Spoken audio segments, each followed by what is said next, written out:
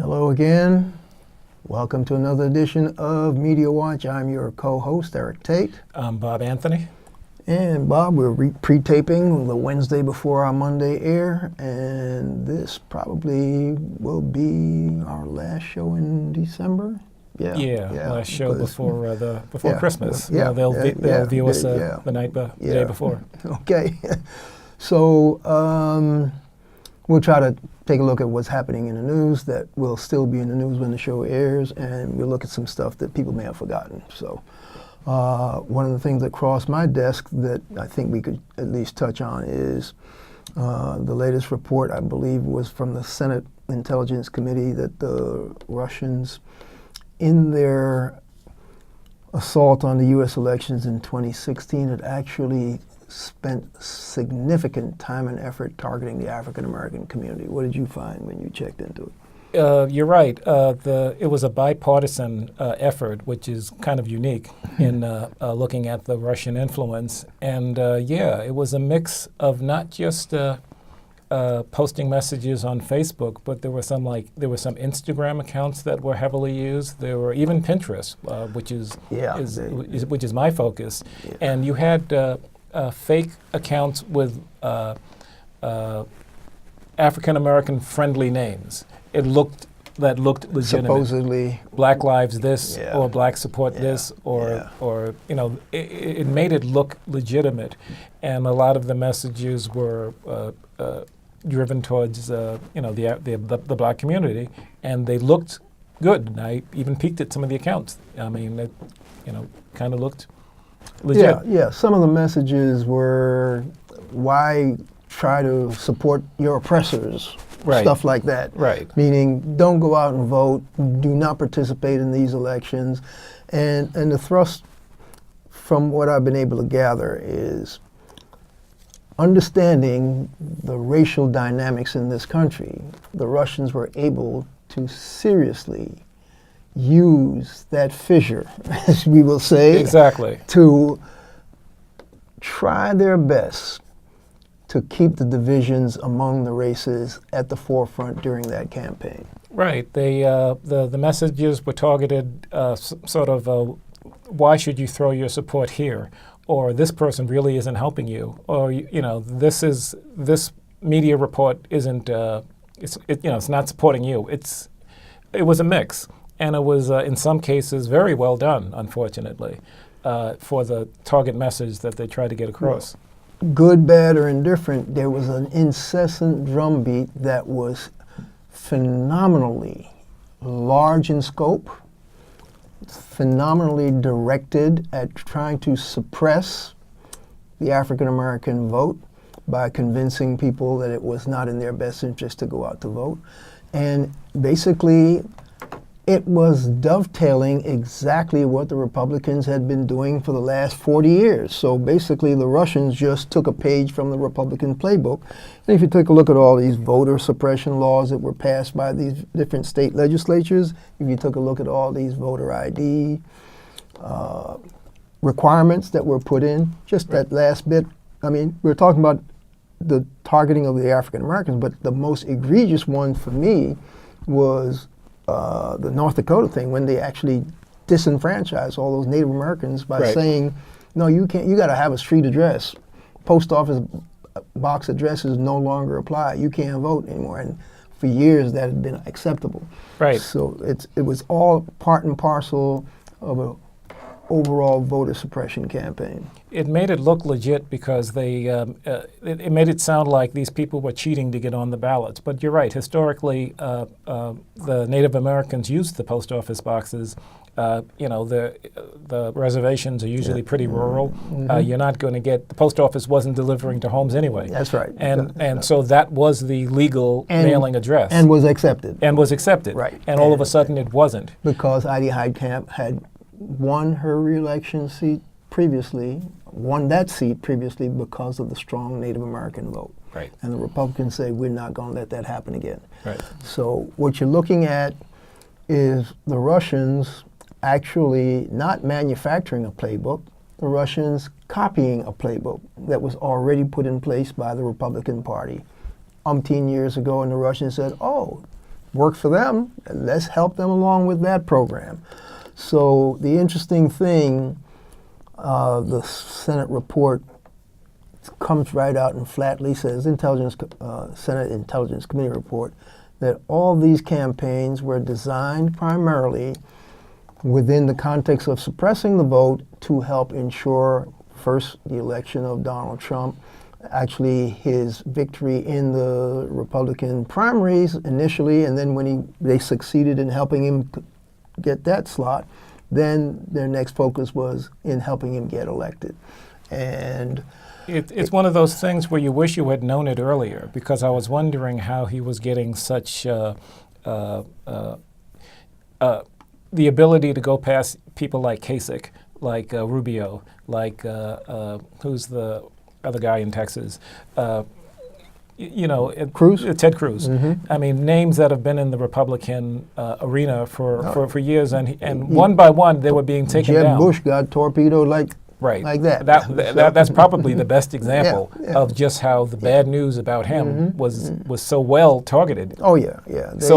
I hate to say beautifully. Social media was a major impact, and as you said, they were on YouTube, they were on Reddit, they were on Pinterest, they were on Vine, they were on Google+, plus Instagram, Twitter, and Facebook. Right. So in the final analysis, which we always keep in perspective, has this country, or were this country not so still hung up on race and race influence politics and sociology and criminal justice, because race is always the deciding factor in who gets hired, who gets promoted, who gets exposed, et cetera, which we've documented on Media Watch on more than one occasion.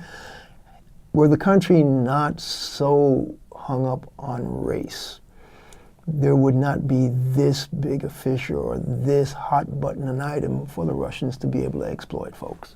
It's true. Like you said, it's easier to drive that nail into the wedge when the little fissure already exists, and you just need to widen it a bit, just wide enough to cause a bigger difference. Now, I'm forgetting there's one state or one community where a court rule was gerrymandered so badly that it was ruled unconstitutional, and that's rare.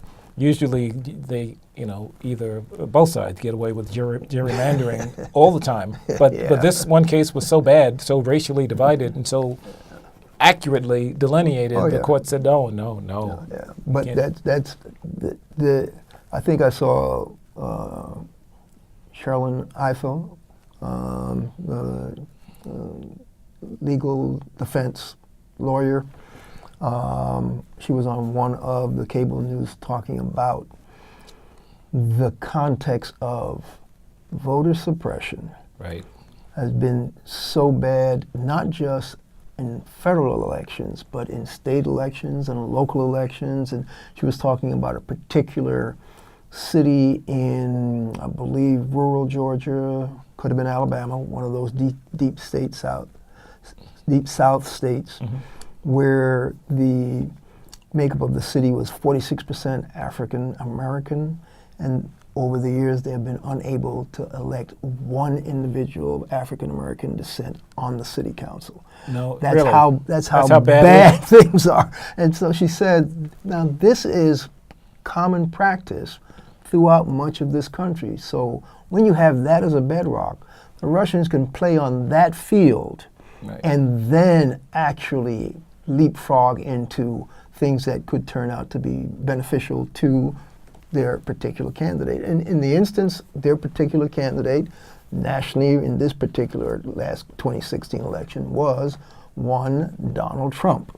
Yes. And so that's basically, as much as Donald Trump wants to deny that he got elected to the presidency of the United States because of Russian interference, all these reports that are coming out now and the Bob Mueller investigation that's ongoing is all about Russian interference in the 2016 elections to help elect Donald Trump. The question is, how much complicity and conspiracy did anyone from the Trump organization, the Republican Party that's part of the Trump organization, or anybody else in the United States, were they in cahoots with the Russians? And that's where this investigation is still going. And unfortunately, the stench, and I'm going to put on the tech side of my brain, turn on the tech side of my brain.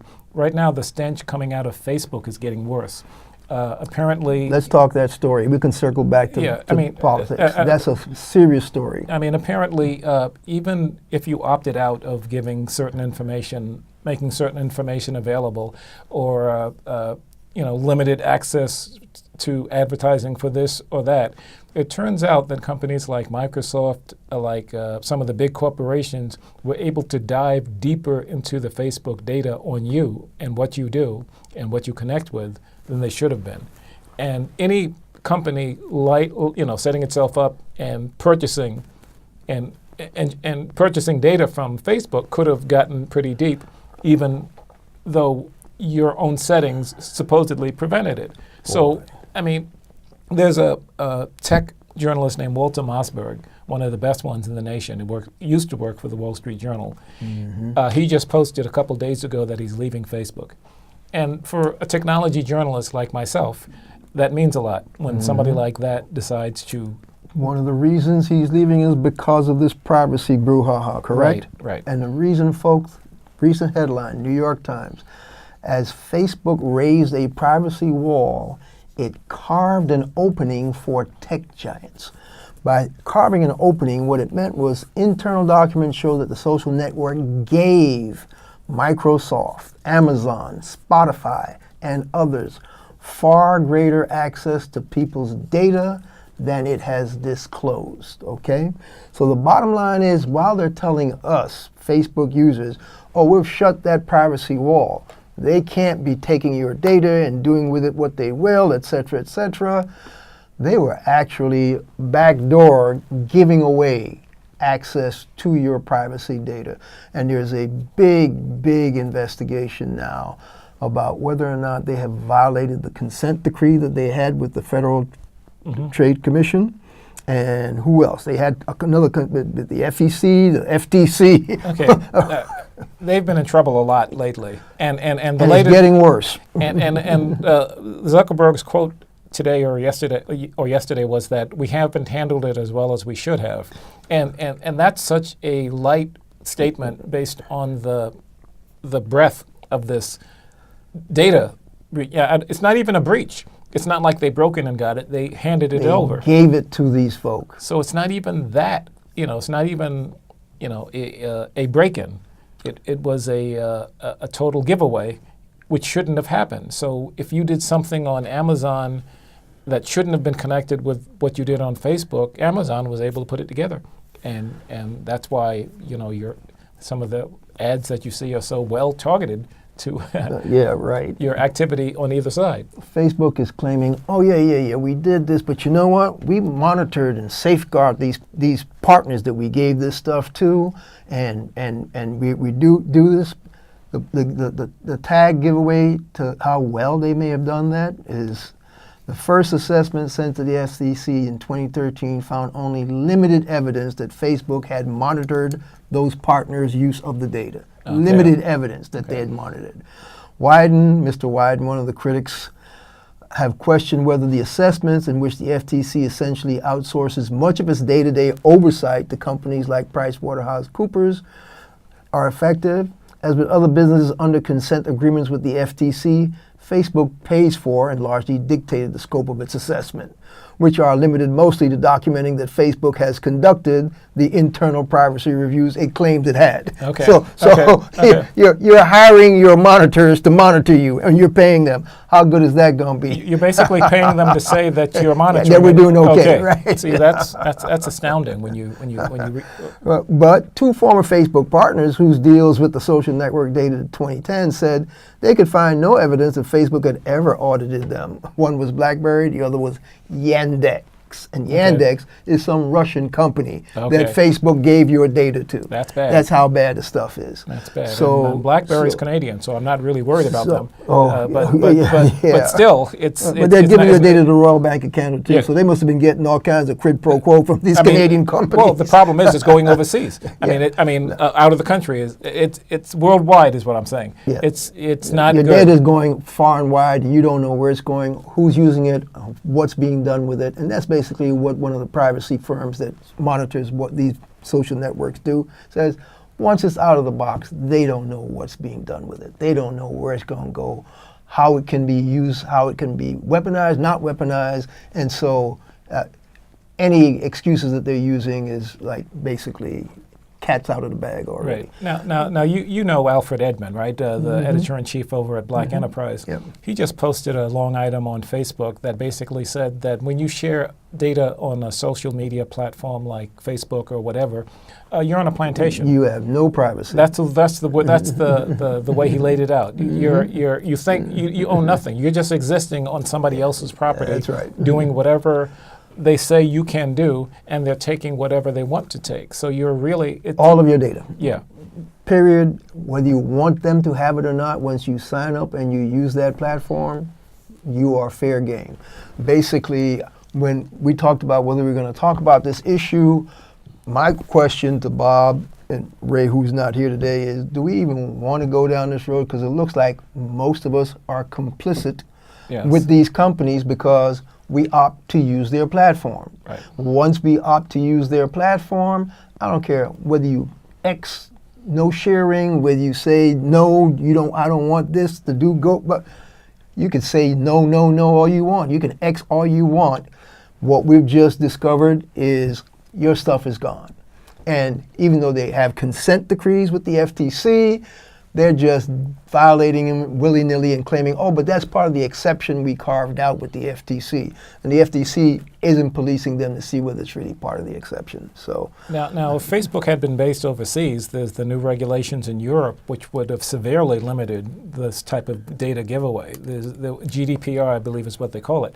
And it's amazing that the U.S. isn't leading the world in terms of how they manage people who handle our data. It's being done much better in Europe right now than we are.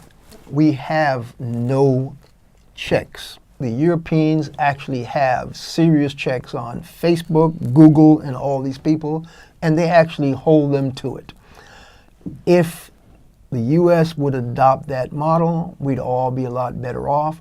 But Facebook, Google, and whomever have the biggest highest paid lobbyists, more than the pharmaceuticals. Right. And that's why we don't have a better privacy restrictions from the United States government about this stuff. The Europeans are sitting in a hell of a lot better position on privacy than we are. I mean, and this is it's disappointing to me because I was sort of a fan of Zuckerberg, sort of a fan of the former head of Google, Eric Schmidt, when he ran the show. I was a fan of the founders of Google when they said we're in here just to do good for the globe. Exactly. Well, they stopped doing good for the globe. That's no longer their mantra. Yeah, it's I still have a little faith in Bill Gates because of what he does worldwide with his foundation, with his wife, Bill and Melinda Gates Foundation. But still, I'm getting off track. The way these big social media platforms are handling data, it's an embarrassment Well, it's insulting to anybody who has to use those platforms. To circle back around, Cambridge Analytica, Yes. the first big exposure of how your data got harvested and used against you politically, because they were the ones sending data back to some of the Trump cohorts as part of the 2016 election. So it comes back full circle, folks. Mm-hmm. Who got the data and who did they use to help get elected? Probably somebody you didn't want elected, but they use your data and then they use all these fake accounts and then they use these bots online and then they fomented all these crazy arguments. And guess what? What do we call this guy? The orange monster that's now inhabiting the White House, who's got the entire globe in such an uproar that people are now saying he has been exposed to be the biggest walking clown on the planet, and the rest of the world is laughing at us. Well, okay, but guess what? We, and the rest of the globe are suffering even as a result of that. But maybe there's hope, because how many of his corporations and how many of his people, you got a report card count on the guy in the White House on how many people have been indicted? It's I'll have to. Can you call it up? It's a lot. It's a lot. Let's see if we can get an exact count. I remember last night in checking some stuff, there were as many as 17 indictments. No, many as 17 investigations. Right. There we go. There are 17 investigations currently underway, federal and state, against Donald J. Trump and or Donald J. Trump companies and established entities, right? 17. Actually, let's see. Everyone who's been charged in investigations related to the 2016 election, I believe it's like 37.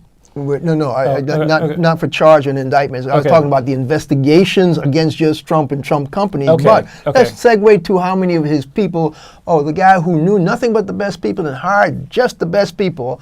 Let's get a report card count on how many of those best people that he hired that were involved in his campaign and or transition and or his administration have been indicted, pled guilty, or whatever.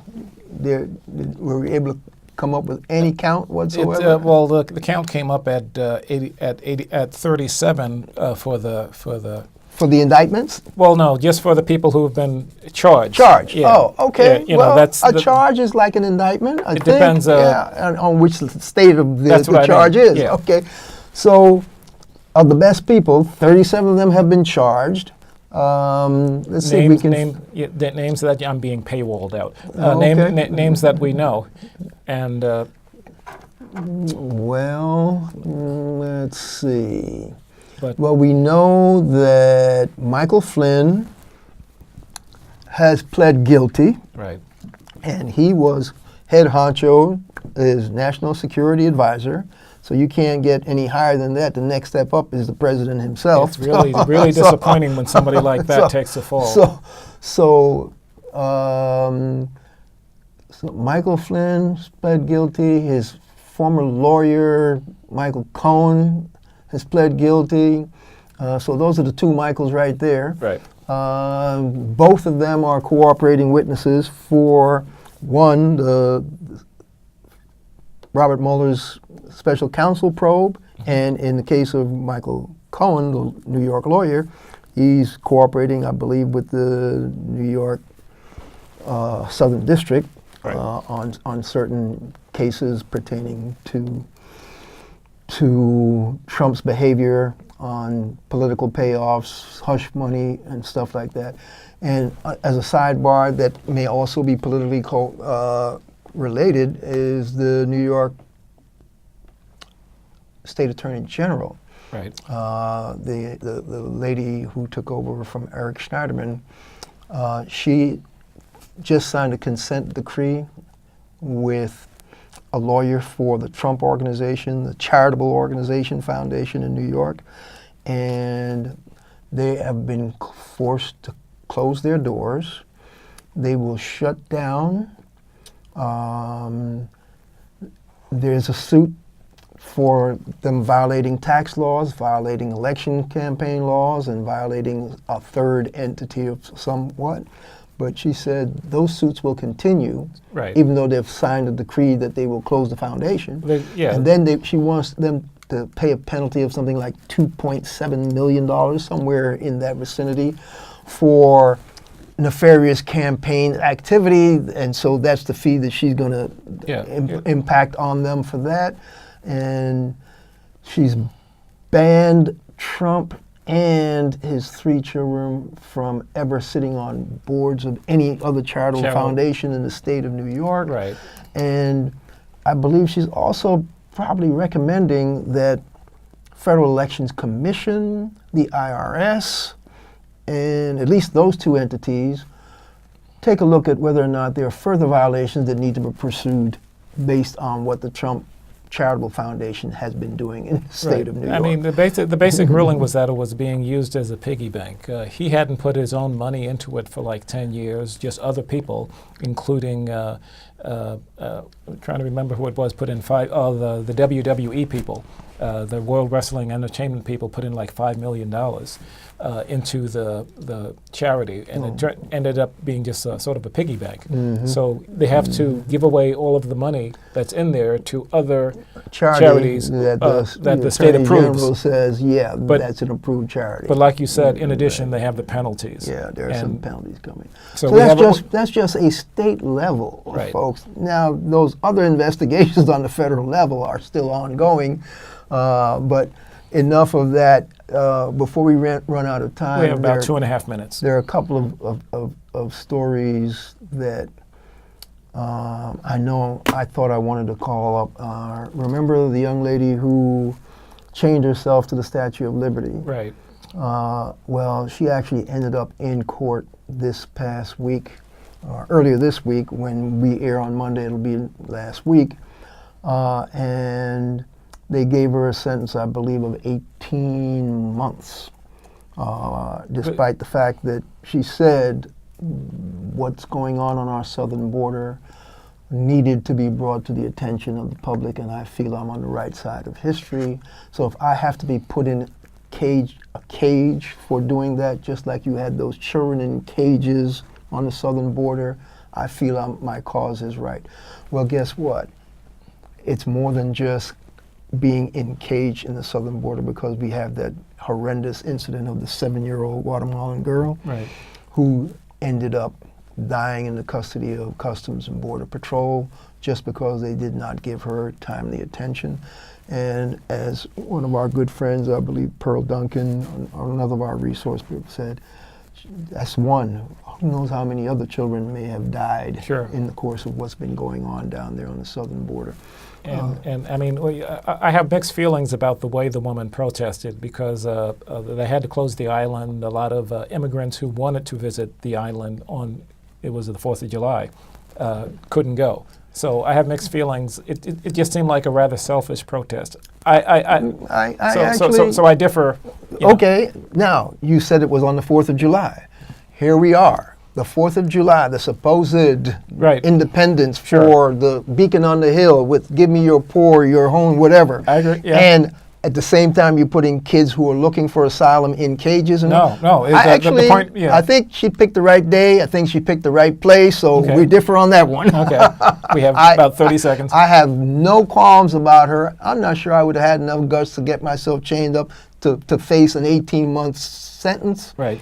To raise an issue. I'd much rather sit in a TV studio trying to raise attention to an issue. 10 seconds. But my audience isn't that big. Our audience isn't that big. So this has been Media Watch. I'm your co-host, Eric Tait. I'm Bob Anthony. You can see us on Twitter and YouTube at Media Watch EVT. Catch you the next time.